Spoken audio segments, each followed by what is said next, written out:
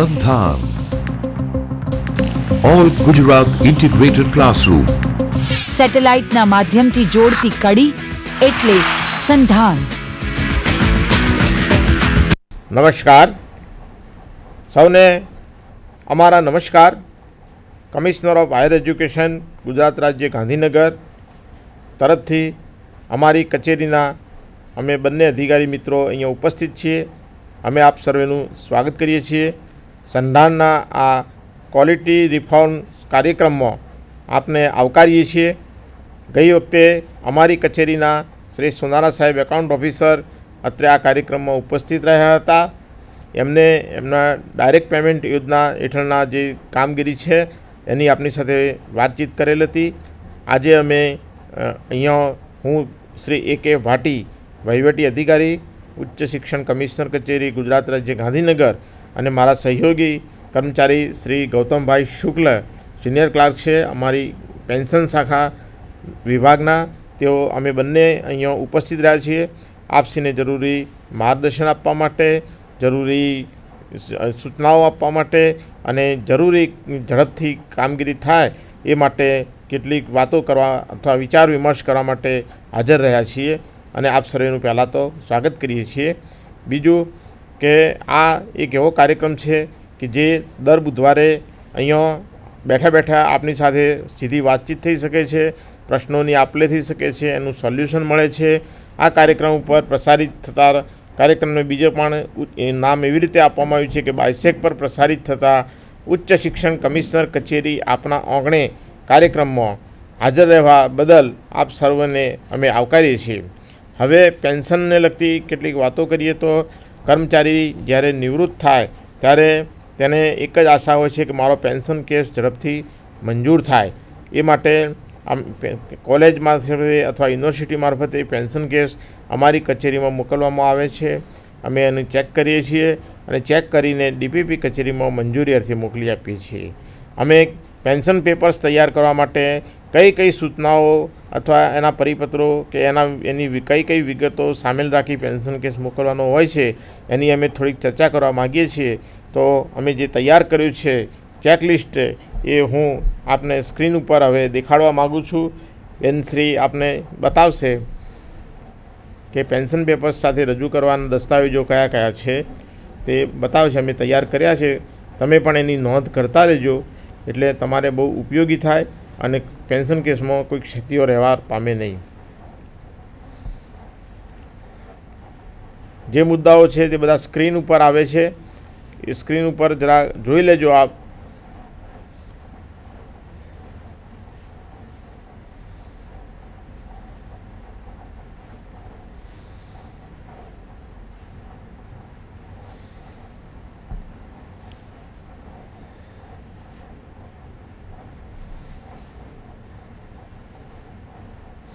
Pension papers બે સેટમાં બનાવવાના હોય છે અને બે સેટ સંપૂર્ણ વિગતે તૈયાર કરી અસલ સેવાપોથી સાથે અમારી કચેરીમાં રજૂ કરવાના હોય છે।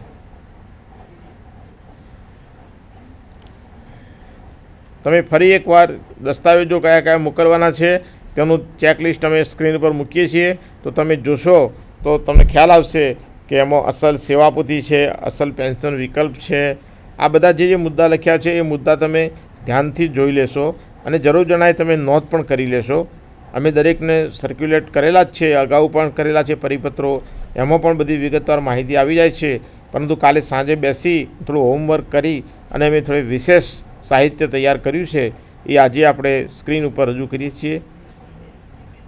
હા, અને આ બંને દસ્તાવેજો જે અમે રજૂ કરવાના છે પેન્શન કેસમાં મોકલવાના અને સ્વૈચ્છિક પેન્શન એ ઈમેલ ઉપર સંધાનના માધ્યમથી આપને પહોંચતા કરવામાં આવશે।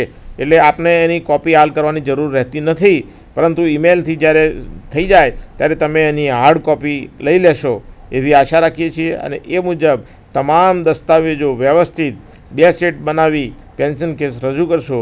તમારા દસ્તાવેજો બે નકલમાં પાકા પુઠાના ફાઇલ કવરમાં રજૂ કરવા, જેથી એમાંથી કોઈ પત્ર નીકળી ન જાય। અસલ સેવાપોથી રજૂ કરવી, ઝેરોક્ષ સેવાપોથી રજૂ કરવાની કોઈ જરૂર નથી। ઘણી સંસ્થાઓ કે યુનિવર્સિટી તરફથી ઝેરોક્ષ સેવાપોથી મોકલવામાં આવે છે, પણ ઝેરોક્સ સેવાપોથી રજૂ કરવાની કોઈ જરૂર નથી. અસલ સેવાપોથી જ સામેલ રાખીને મોકલવી. એની સાથે સેવા વૃત્તાંત, આમાં કોઈ વાર ગણતરીમાં ભૂલો આવે છે, એ ભૂલો ના થાય માટે વ્યવસ્થિત સેવા અને વૃત્તાંતની ગણતરી કરવી. કેટલા વર્ષ નોકરી કરી એનું સાચું ચિત્ર મળી શકે, એટલા માટે એ રીતે સેવા વૃત્તાંતની ગણતરી સાચી થાય એ પણ જોવા વિનંતી છે. બાકી બીજા જે અમે સ્વૈચ્છિક નિવૃત્તિને લગતા પણ કેસો જે આવે છે એના માટે પણ અમે ચેકલિસ્ટ તૈયાર કર્યું છે. બેનશ્રી હવે એ આપને બતાવશે કે સ્વૈચ્છિક નિવૃત્તિમાં કયા કયા દસ્તાવેજો કે સૂચનાઓ ધ્યાને રાખીને કરવા, એ જરા નોંધ કરી લેશો. અને ઈમેલ ઉપર પણ મૂકવામાં આવે છે, એટલે એ રીતે તમે ઈમેલના માધ્યમથી પણ કોપી કાઢી લેશો અને એ મુજબ કેસો રજૂ કરશો.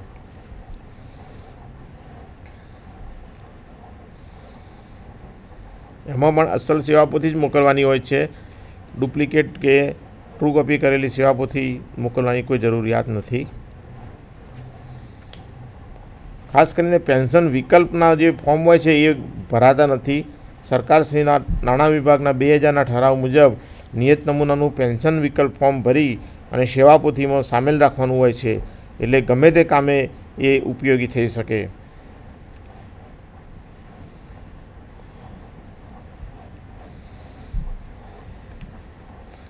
મુદ્દા વાઇઝ અમે આખું વ્યવસ્થિત ચેકલિસ્ટ તૈયાર કર્યું છે.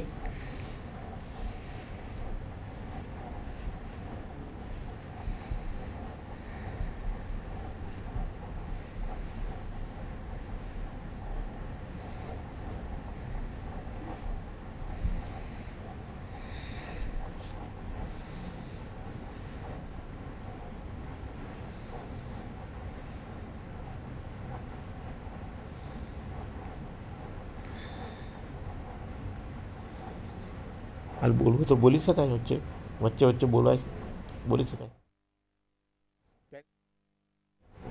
તૈયાર કરવા માટે અથવા સંસ્થા પાસે પેન્ડિંગો રહેવાના કારણોસર અમે એનો ઝડપથી નિકાલ થાય અને નિવૃત્તિના લાભો મળે તે દૃષ્ટિએ અમે અમારા તારીખ 10/5/2012ના પત્રથી જીપીએફ પેન્શનના પડતર પેન્શન કેસોનો કેમ્પ રાખેલો હતો. મે મહિનાની અંદર આ કેમ્પ રાખેલો હતો, જે તમને અમે સ્ક્રીન ઉપર બતાવીશું કે અમે શું શું કાર્યવાહી કરેલી છે.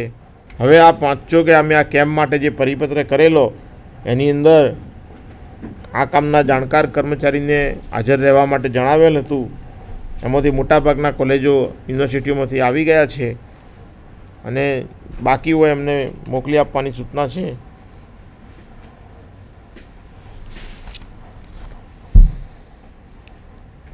હા, મારે આપને કહેવાનું કે અમે આ જે ડોક્યુમેન્ટ બતાવીએ છીએ એ ડોક્યુમેન્ટ આપના આજે જે લેક્ચર થાય છે પેન્શનનું, એ આજના લેક્ચરના તમામ ડોક્યુમેન્ટ્સ શ્રી સરવૈયા સાહેબ બાયસેકમાં છે, અહીંયા કામ કરે છે, એ આપને ઈમેલ દ્વારા મોકલી આપશે.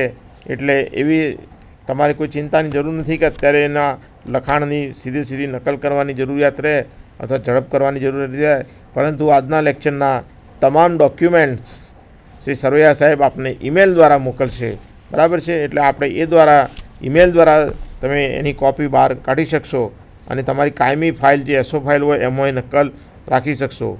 કેમ્પ માટેની વાત કરી. હવે એના પછીનું જે છે બીજો પત્ર, એ અમારે પેન્શન કેસો તૈયાર કરી અત્રે મોકલવા અંગેની સૂચનાઓ એ વિશે અમે 3/5/2012ના રોજ એક પરિપત્ર બહાર પાડ્યો હતો. એમાં મુદ્દા વાઇઝ લખાણ કર્યું હતું કે તમારે કઈ કઈ સૂચનાઓ ધ્યાને લઈ પેન્શન કેસ અહીંયા મોકલવો, જેથી બિનજરૂરી વાંધા ના આવે અને સરળતાથી કેસો મંજૂર થઈ જાય.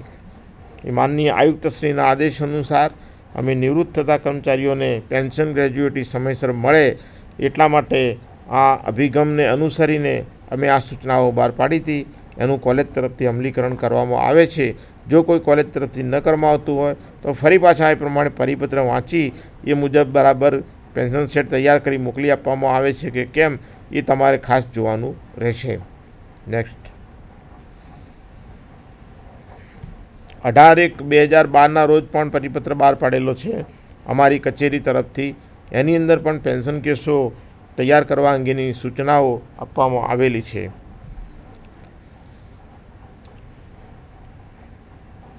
એમાં પણ લખેલું છે કે પેન્શન કેસ હંમેશા 2 નકલમાં પાક્કા પુઠાની ફાઇલમાં મોકલી આપવાના રહેશે.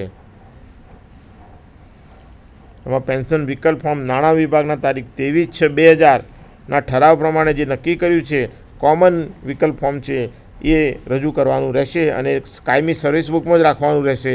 એટલે એનાથી તમારે કોઈ જાતની બીજી ક્વેરી બીજી આવશે નહીં વારસદાર બાબતની.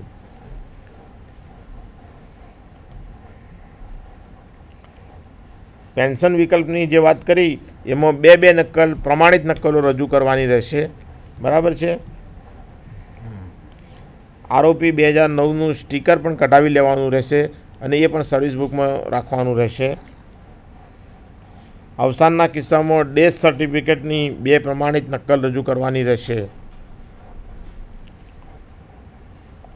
કર્મચારીએ કોલેજ યુનિવર્સિટી ખાતે જોડાતા પહેલાં અન્ય ગ્રાન્ટીંગ શાળાઓ ખાતે કે સરકારી સંસ્થાઓમાં સેવા બજાવેલ હોય શિક્ષણ વિભાગના 23/12/87ના ઠરાવમાં સૂચિત થયા મુજબ તેવી સેવાઓ પેન્શનના હેતુસર શરણ ગણવા અંગેના સક્ષમ અધિકારીના હુકમો મેળવેલા હોય તે એની સાથે અવશ્ય રાખવા સૂચના આપેલી છે.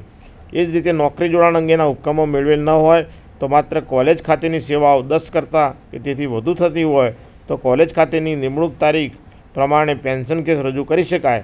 આ માટે સંબંધિત કર્મચારીની લેખિત બાંહેધરી સામેલ રાખવી, નોકરી જોડાણ અંગેના હુકમો મેળવી ત્યારબાદ અગાઉની સેવાઓ પ્રમાણે પેન્શન કેસનું રિવિઝન કરાવવું. કર્મચારીએ પોતાના નામ અટક અંગેનો ફેરફાર સરકારી ગેજેટમાં પ્રસિદ્ધ કરાવવાનો રહેશે. આ પ્રમાણે નામ અટક ફેરફાર થયાની નોંધ સેવાપોથીમાં સક્ષમ અધિકારીની પ્રમાણિત કરવી, સરકારી ગેજેટની નકલ જોડવી. ત્યારબાદ અમે એક 15/6/2011ના રોજ પરિપત્ર ઇસ્યુ કરેલો છે પેન્શન કેસો સમયસર રજૂ કરવા બાબતે. એટલે એમાં એવું જણાવ્યું છે કે સમય મર્યાદા નક્કી કરી છે. આગળ જાઓ નેક્સ્ટ. હા, એમાં એવું છે કે ગુજરાત મુલ્કી સેવા પેન્શન નિયમો 2002ના નિયમ 128માં વય નિવૃત્તિના કિસ્સામાં ખરેખર વય નિવૃત્તિના 24 માસ અગાઉ પેન્શન અંગેના કાગળો તૈયાર કરવાના હોય છે તથા 12 માસ અગાઉ પેન્શન કેસ આખરીકરણ માટે ડીપીપી કચેરીને રજૂ કરવાની જોગવાઈ કરવામાં આવેલ છે. જેથી સદર જોગવાઈ મુજબ વય નિવૃત્ત થનાર કર્મચારીનો પેન્શન કેસ સંબંધિત સંસ્થા કે યુનિવર્સિટીએ 12 માસ અગાઉ અમારી કચેરીને અવશ્ય મોકલી આપવાનો રહેશે. એ જ રીતે અવસાનના કિસ્સામાં કર્મચારીના અવસાનની જાણ થયા તારીખથી 30 દિવસમાં કુટુંબ પેન્શન કેસ આખરીકરણ માટે ડીપીપી કચેરીને રજૂ કરવાની જોગવાઈ કરેલ હોય સદર કેસ અમારી કચેરીમાં તાત્કાલિક મોકલી આપવાનો રહેશે. 30 દિવસની અંદર એમ કે મોકલી આપવાનો રહેશે. સ્વૈચ્છિક નિવૃત્તિના કિસ્સામાં પણ કર્મચારીએ સ્વૈચ્છિક નિવૃત્તિની તારીખે સેવા મુક્ત કરવામાં આવે ત્યારબાદ તાત્કાલિક પેન્શન કેસ રજૂ કરવાનો આવશે. એટલે કે ડીપીપી કચેરીનું સર્ટિફિકેટ આવી જાય કે આટલા વર્ષની સર્વિસ એમને સેવા પેન્શન પાત્ર છે અને સ્વૈચ્છિક નિવૃત્ત તરીકે એમને કરવામાં આવે છે. એના પછી એ તાત્કાલિક પેન્શન કેસ મોકલવાનો હોય છે. એટલે એ પણ તાત્કાલિક મોકલી આપવામાં આવે એવી સૂચના છે. 18/1/12ના પત્રથી પણ સત્રાંતે નિવૃત્ત થાય તે અંગેની સૂચના આપવામાં આવેલી છે. આ તો પેલો પત્ર છે. કેમ્પ રાખ્યા તો એનું આખું શિડ્યુલ છે અમારી પાસે કે આ તારીખે કયા ઝોન વાઇઝ અમે જે કેમ્પ રાખવામાં આવ્યા હતા એનું શિડ્યુલ બનાવવામાં આવેલું છે.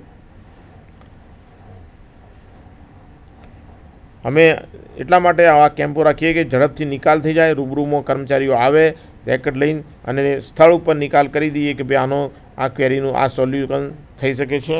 એ રીતે અમે સ્થળ ઉપરના કેમ્પો રાખ્યા હતા અને એમાં સારો એવો સહકાર મળેલો અને ઘણા ખરા કેસોનો નિકાલ કરવામાં આવેલો હતો. નેક્સ્ટ.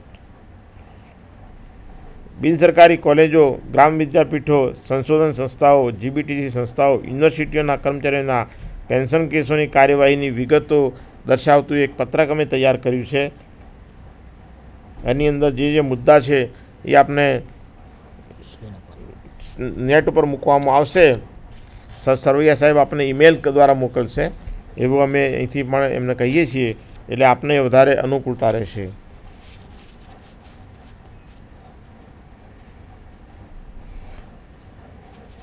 પેન્શન કેસ મંજૂર થાય એટલે તમારે એની સેવાપોથી અમારી ઓફિસમાંથી પરત મેળવી લેવાની રહેશે. અસલ સેવાપોથી કોલેજ કે યુનિવર્સિટીના રેકર્ડ સાથે જ રાખવાની હોય છે. એટલે એ તમારે પરત મેળવી લેવાની રહેશે. ગ્રેજ્યુએટી પણ અમે મંજૂર કરીએ છીએ, એટલે નોંધ પર માનનીય કમિશનરશ્રીના આદેશ થાય ત્યારબાદ અમે ગ્રેજ્યુએટી ચૂકવણીના આદેશ કરતા હોઈએ છીએ. એ પ્રમાણે તમારે બિલ બનાવી અને પેમેન્ટ કરવાનું હોય છે નિવૃત્ત થનાર કર્મચારીને. LPC તથા ફોર્મ નંબર 22માં પ્રતિ હસ્તાક્ષર કરવાના હોય છે. એના નિયત નમૂનાના ફોર્મ છે એ અમારે ઓફિસમાં રજૂ કરવાથી 2 નકલમાં અસલ સહીવાળા અમે તમને એના ફોર્મ નંબર 22 અને LPC ઉપર કાઉન્ટર સાઇન કરી આપીએ છીએ. જે તમે તિજોરી અધિકારીમાં રજૂ કરશો એટલે તમારું પેન્શન ચાલુ થઈ જશે. બીજું કહેવાનું એટલું જ કે સંસ્થા કે યુનિવર્સિટીઓને અમે દર વખતે કંઈ ને કંઈ ખામી હોય તો પછી અમારે પેન્શન કેસ પરત કરવો પડતો હોય છે. જો અમારાથી સોલ્વ થઈ જાય એવી ક્વેરી હોય તો અમે સોલ્વ કરી દઈએ છીએ, પણ સંસ્થા અથવા યુનિવર્સિટી કક્ષાએ ક્વેરી સોલ્વ કરવાની હોય તો અમે તમને પત્રો પાઠવીએ છીએ. તો એ ક્વેરી ઝડપથી સોલ્વ થાય એનું ખાસ ધ્યાન રાખવામાં આવે તો એનો ઝડપથી નિકાલ થાય અને બિનજરૂરી વિલંબ નિવારી શકાય. ખાતાકીય તપાસ, હાઈકોર્ટ, ટ્રિબ્યુનલ મેટર તથા અન્ય વહીવટી કારણોસર કામચલાઉ પેન્શન મંજૂર કરવા બાબતે જરૂરી નોંધ કાર્યવાહી કરવી. નોંધ પર મંજૂરી મળ્યા બાદ કામચલાઉ પેન્શન ગ્રેજ્યુએટી ચૂકવણું કરવા બાબતના જરૂરી આદેશો કરવા. હાઈકોર્ટ ટ્રિબ્યુનલ મેટરના અનુસંધાને પારાવાઇઝ રિમાર્ક તથા એફિડેવિટ તૈયાર કરવા અંગેની કામગીરી કરવી. નામદાર હાઈકોર્ટ ટ્રિબ્યુનલના ચુકાદાના અમલ માટે શિક્ષણ વિભાગમાં દરખાસ્ત રજૂ કરવી. સરકારશ્રી તરફથી મંજૂરી મળેથી અથવા આદેશ મળેથી તે મુજબની કાર્યવાહી કરવાની થાય છે. નીતિ વિષયક બાબતો અંગેની દરખાસ્તો શિક્ષણ વિભાગમાં રજૂ કરવામાં આવે છે. રિવાઇઝ પેન્શન કેસો મંજૂર કરવા અંગેની કાર્યવાહી મૂળ પેન્શન કેસોની જેમ જ કરવાની હોય છે. હાઈકોર્ટ કેસોની સ્થિતિ દર્શાવતી માહિતી દર્શાવવાની. પેન્શન કેસ રજિસ્ટરમાં પેન્શન કેસો નોંધી દૃષ્ટિ એ અમારા લેવલે કરવાની કાર્યવાહી છે. માનનીય મંત્રીશ્રીના પત્રના અનુસંધાને જરૂરી કાર્યવાહી. માહિતી અધિકાર અધિનિયમ અરજદારને માહિતી પુરવાની કામગીરી કરવાની છે. આપણા આચાર્યશ્રી પણ પબ્લિક ઇન્ફોર્મેશન ઓફિસર હોય